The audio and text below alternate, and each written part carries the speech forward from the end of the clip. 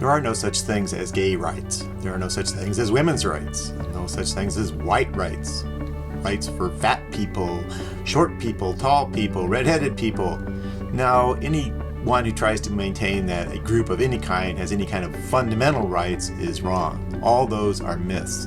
The only kind of fundamental rights, basic rights, are human rights, and more precisely, individual human rights. Only the individual exists as an entity.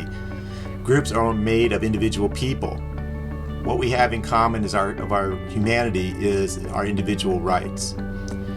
As an individual, you can make any decision you want that is peaceful. You can decide to deal with anyone that you want to in any way that you desire without permission from other people. Again, as long as that particular behavior is peaceful.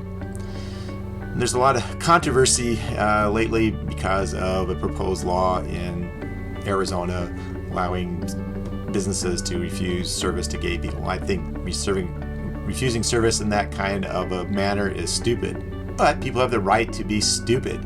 What we really need in this country is to return to the notion that we used to have, that people have the right to freedom of association, freedom of contract.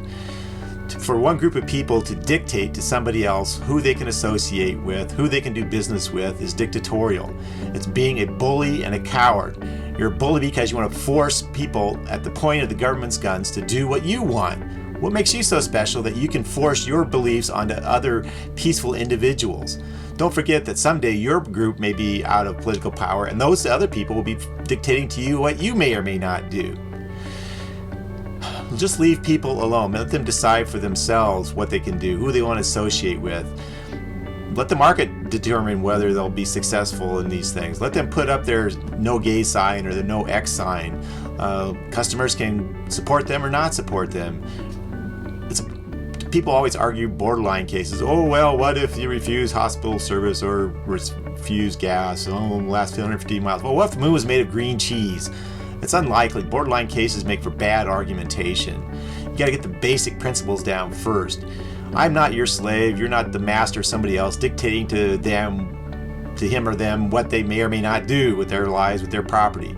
Property rights are what determine how people should act in a social situation. It's the way of implementing individual rights in a social setting. They determine what areas of the universe that you have control over and which ones you do not.